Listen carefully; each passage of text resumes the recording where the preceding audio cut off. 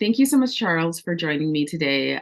This video series is part of the Decent Work Pathways, as we will be doing a deep dive into how organizations can advance decent work and how it's synonymous with equity work. In section one of the pathways, we talk about the importance of understanding organizational culture as it relates to decent work. Given your work in advancing equity within arts-based organizations, I'm so grateful to be talking to you about what it means to really engage in the tensions between the behavioral aspects as well as the cultural aspects and considerations within organizations, specifically nonprofits. So people often get overwhelmed. That's the number one question. Where do we start? What do we do? And how do we embed practical and tangible fixed components? So I'm again super grateful to have Charles Smith from Cultural Pluralism in the Arts Movement Ontario, and welcome, Charles. And I'd love for you just to share a bit about the organization and the work that you do. Thanks, Gami, and thanks for having me on board to talk about this. It's a critical issue across many sectors, but in the arts, there are the details that are important to acknowledge, particularly as not just in terms of the financial well-being of artists, but what does that mean to how we see ourselves as people living in Turtle Island, and who we currently don't see or see less of, but need to see more of. So CPAMO, as we call it, Cultural Pluralism and Arts Movement Ontario, was founded in 2010. And it was founded because of the concerns that I was hearing from many racialized and Indigenous artists about the lack of presence in the Canadian arts ecology due to issues regarding funding and issues regarding venues and venue operators not presenting the work, possibly because they didn't understand the work, possibly because they felt the audiences wouldn't be interested, et cetera, a combination of those things.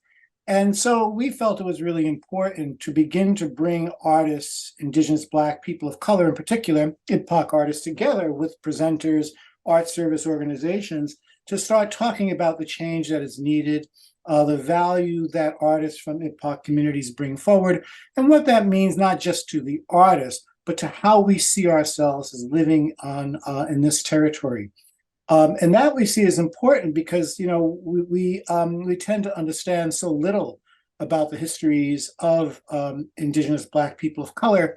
We know some things, but obviously not deep enough, and particularly in the arts and the arts practices, where they come from, how they're made contemporary, the messages or the things they bring to the world today, and how that presents a full picture of our presence on this land since, let's say, European settlement in the 1600s up to today.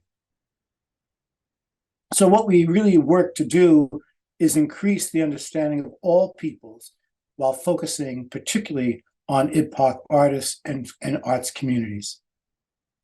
It's beautiful. Thank you so much. And when you say APOC, it's Indigenous, Black, and people of color. Right. So I just wanted to clarify that for folks. Yeah. And so thanks for sharing so much about the work that you do. One of the things that, so it was really birthed out of a need. And so I'm curious about how the equity education program came to be, and what that trajectory was. And because I know you're in different cohort phases. Yeah. Well, we're now finishing our fourth cohort. That would mean we've touched upon 60 organizations since about 2016. Before 2016, we used to hold workshops that involved artists and presenters. We would have artists come in and have a panel in front of venue operators and so on, so they can talk about their craft, their experiences, the challenges and opportunities they have. And, it just kind of felt like it was just getting more and more repetitive at a high level and not deep. And so we developed a relationship with about, I think, 12 organizations were our first cohort to pilot it. And these organizations included everything from the Playwrights Guild of Canada, the Writers Union, the Canadian Dance Assembly, and a few others. And basically said, we're going to pilot this thing. because we feel that, we didn't want to keep running around from organization to organization. We wanted to empower organizations specifically to do good work in this area. And for us, that meant they had to look at the systemic issues within their own organizations, their policies, their procedures, their staffing, their board members, their membership, et cetera, and kind of say, what are the barriers here to the inclusion of IPOC artists or arts administrators, and how that really needs to look inside the organization in terms of, as I said earlier, its policies, its procedures, its governance, and its staffing. We also felt, and that was one area we felt that was a real important need. The other was around community engagement. And we talk about it not as outreach, but it's actually becoming or working the relationships with IPOC artists, how to build those. And it's not just come and see our show or join our organization. It's how do you begin to understand? How do you begin to have dialogue with? How do you begin to build trust with IPOC artists and arts organizations? So that's very different than inviting people to come see a performance or to say, come to our meetings and that kind of thing. It means they have to go out. They have to spend time. They have to work at it. It's not going to be an overnight kind of success. And the third area we looked at was the programming that many of these organizations do. Who's in it? Who makes the decisions? Where are IPOC artists in making decisions about how their work can be, should be, presented? And what are the elements that go with that in terms of, okay, if you're going to present work of an artist, then what is the important aspect that crosses over into community engagement about educating the audiences that you want to see or inviting audiences that come from our communities? So one aspect is really important where we feel that IPOC artists can work with organizations on, here's how you might understand what we are presenting, what we have worked at, where it comes from, why it's important, et cetera. And, it's important to present work outside of the quote unquote months of celebration, whether it's Asian Heritage Month, or we're now be walking into what people call Indigenous Heritage Month or Black History Month, et cetera, et cetera. I mean, we live throughout the year. Our work is throughout the year. So how to get out of those boxes of, friends of mine and myself in the African diasporic arts community, we talk about February as Black Artists Employment Month, because the time we're most busy, and we feel that should be spread across the year and so on. So that becomes really important, is how to plan so you can build community around the work while also working well with Indigenous artists and artists of color. The other area we go through is conflict. Conflict is really critical because we've seen a number of issues with the quote unquote onboarding of Indigenous IPOC artists or arts administrators into organizations. I won't mention the organization, but there was one that we actually did some really good work with, where they first hired an Indigenous two-spirited woman. After a year, she was gone. And after that, they hired a Black woman after a year, she was gone. Now, no particular conflict, as you would say, but it is the conflict of culture. I know that organization, and when those two women went in, they would have been very easy to find because the whole organization was white. And it hadn't looked at its internal dynamics to say, well, will this person feel welcome here? If not, what do we need to do to enable that to happen? How do we ensure that when members call in, they are respectful to these individuals? And of course, they come in because they have expertise around a content area that we don't have. How do we ensure that we can hear them well and begin to work with them in ways that will enable the organization to grow? That's just one of the more subtle areas. Others we've heard about, people, white folks using the N-word in rehearsals and then defending themselves for doing so. White folks assuming, white cisgendered individuals assuming that their view of the world covers the, can understand without any background, the world of IPOC artists or non-binary artists, et cetera.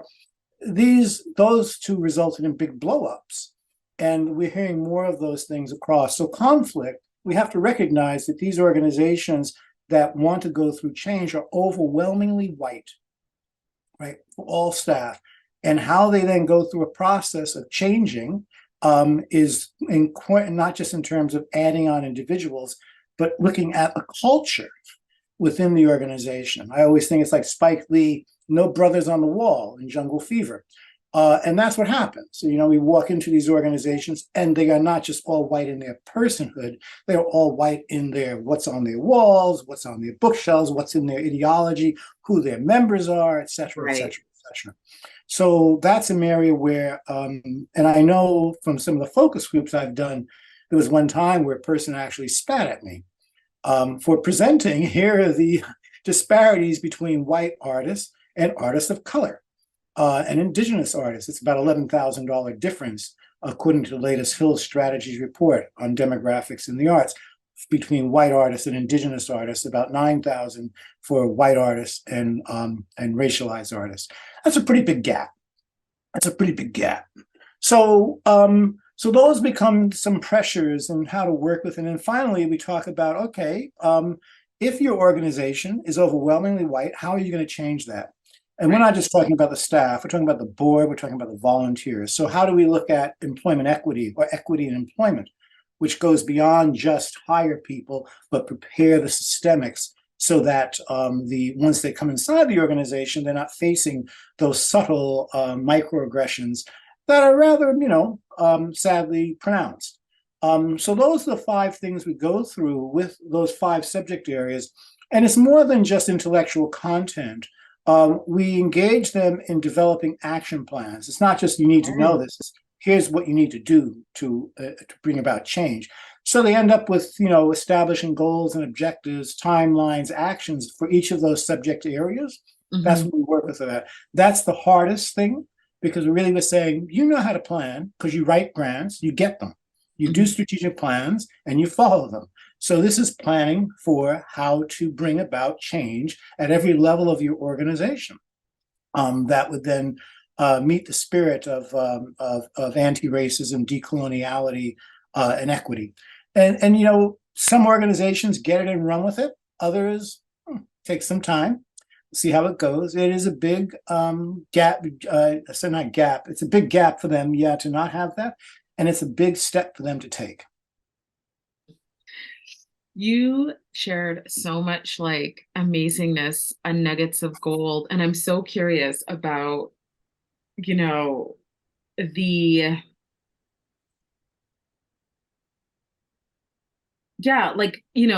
different practices that you've seen organizations and in terms of that transformation of examining culture. Because what I appreciate is that yes, you can examine culture, and yes, there's those intellectual conversations that really ground people in where are we at right now? But then there's the action plan that accompanies it. And there's this desire to also engage in practices of acknowledging how conflict shows up. And so, I guess, the question that I have is, what are the 3 learnings you would like to share with the sector around the limitations of equity in understanding culture?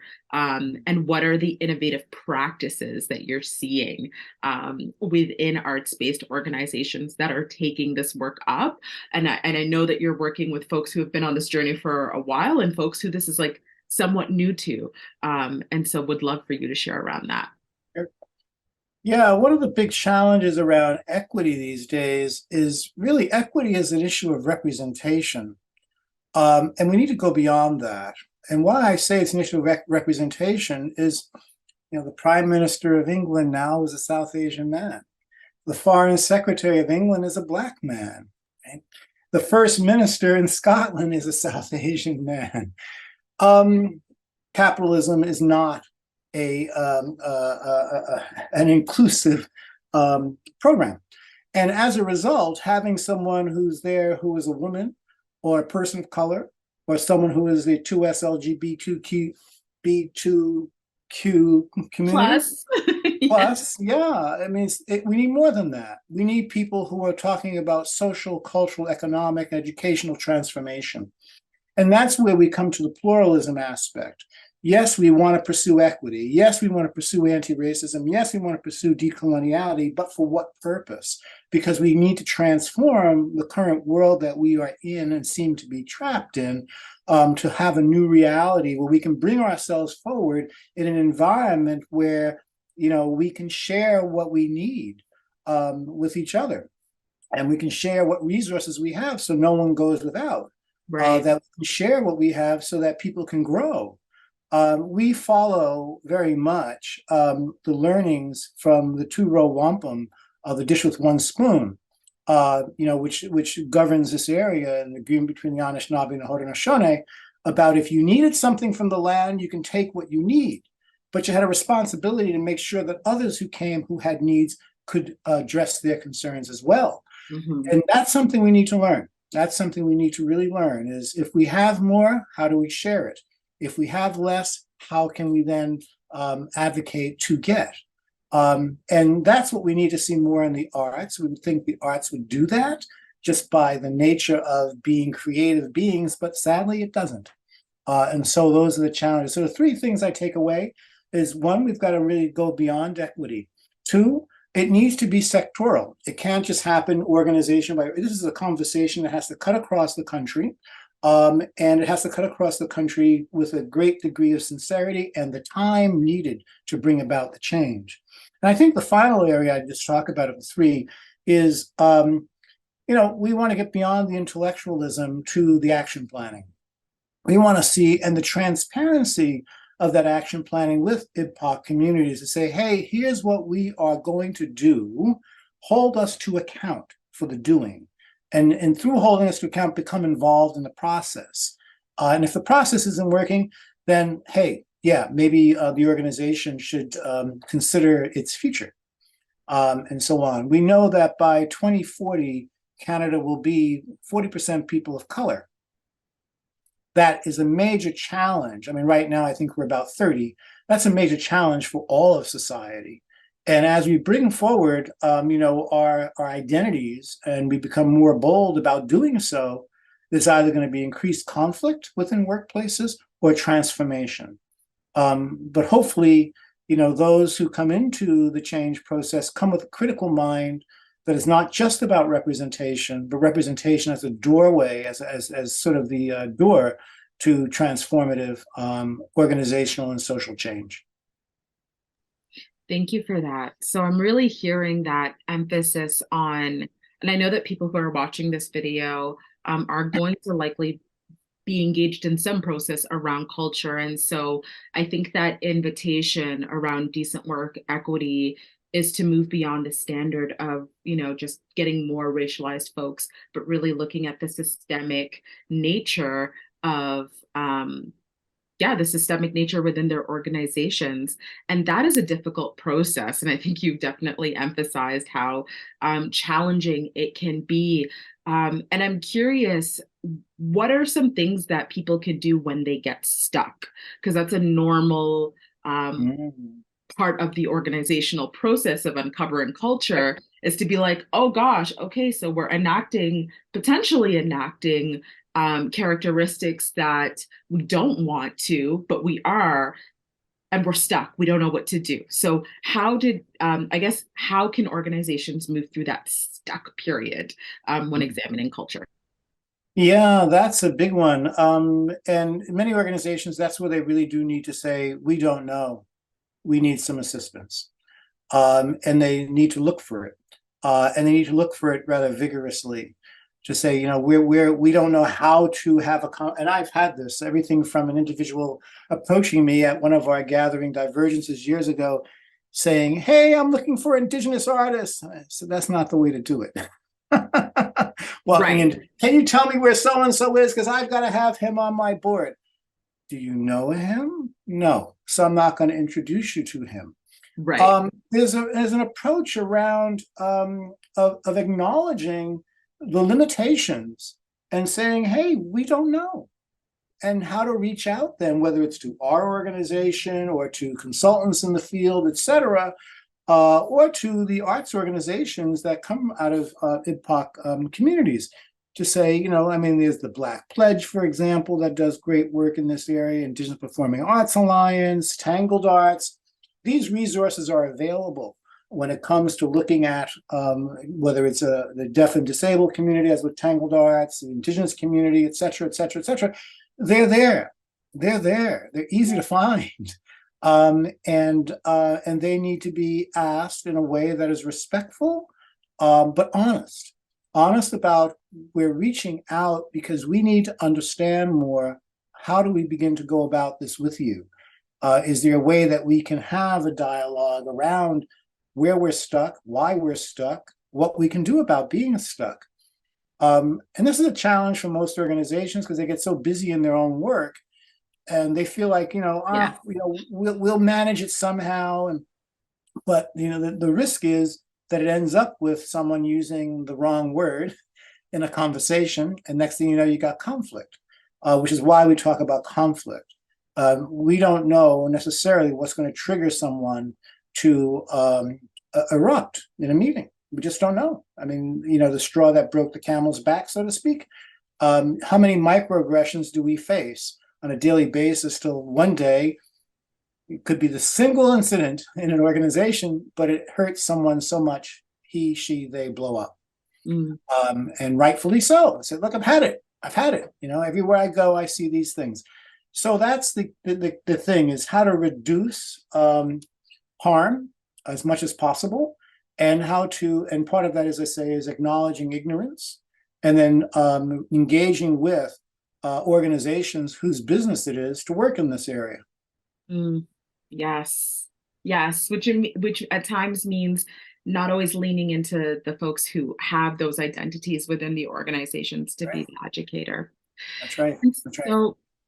So my last question is, how do you hold yourselves accountable as an organization as you do this outward facing work around dismantling systems of oppression, equity, advancing those agendas? So I'm curious if you could share maybe 2 or 3 practices that you as an organization, you as the ED operate under to keep yourselves accountable.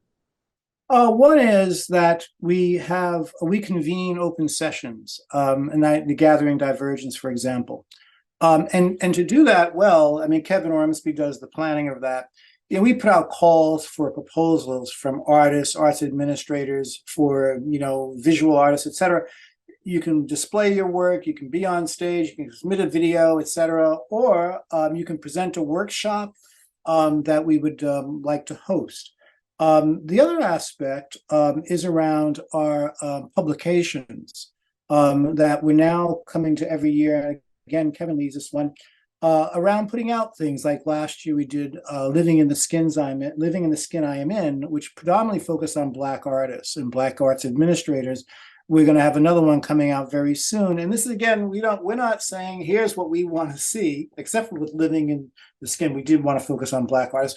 We want to talk about those practices that are important to transforming the arts ecology wherever they're coming from. And of course, we put a critical eye to the editing of it to make sure that Kevin has conversations with some of the people who do submit to say, hey, let's make sure that you understand what we're looking for here.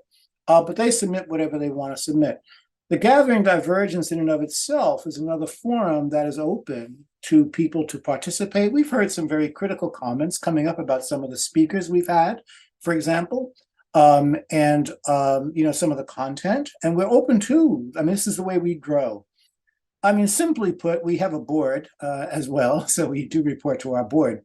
But I think the more critical aspect is the stuff we get from community. And whether or not we get asked questions about the impact of our Sapamo-Poc, for example, and also around our advocacy. So we sent off a while ago a couple of rather interesting letters to the heads of arts councils, challenging them around equity, saying to them, you're not anywhere near it. You're not even planning for how to achieve it. You keep using the words. And of course, we circulate that to many arts organizations across the community and so on, who then either support it or send to us quietly, thank you for doing this, those kinds of things. And those are the ways that we keep ourselves open. But I think also just to underline that, through some of our programs, we're open to people proposing ideas and giving them platforms. So next year, for example, we want to go back to some speaker series on Zoom.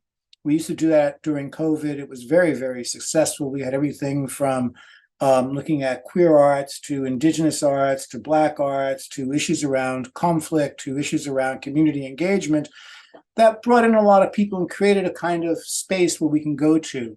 We're sort of out of COVID, but it seems using Zoom is becoming a regular practice these days instead of webinars. So how do we reinstitute that so we can hear from various voices? And with those voices, I can tell you one time we had the session on indigeneity in the arts, and one of the panelists, challenged us and said, I get the idea of being indigenous, but I'm Mohawk. How do we get down to the particulars? And this is the same thing within the African diasporic and most diasporic communities. We're not homogenous, right? And so we, of course, now need to and do preface when we say IBPOC, we also talk about within the indigenous communities, there are many different languages, cultures, and peoples. Within the Black community, there are many different, and on and on. And so to arrive at pluralism, how do we do that? We give voice to people who can then raise whether or not they're intersectional, in terms of being Black with mental health challenges or disabilities or, queer, and so on. I mean, that's part of the conversation, which we look at in our team of people who we want to ensure represent most of those elements. Right. As much as we possibly can with limited with our project funding and limited operating funding. That's also a reality is doing this work. Yep. And that's why decent funding is so important to be able to sustain organizations. Charles, it has been an absolute pleasure to chat with you. There's so much that I know we could go and dive in for hours. I'm really hearing that the ways in which you keep yourselves accountable is not only through how you connect with community, but the questions that you're asking, the spaces of nuance, even around, Indigenous, Black, and racialized workers and artists. And I think that's so incredibly important. And I'm just grateful for the work that you do. I hope that you folks continue to hold not only yourselves accountable, but institutions as well as people. And it has to happen at all three levels.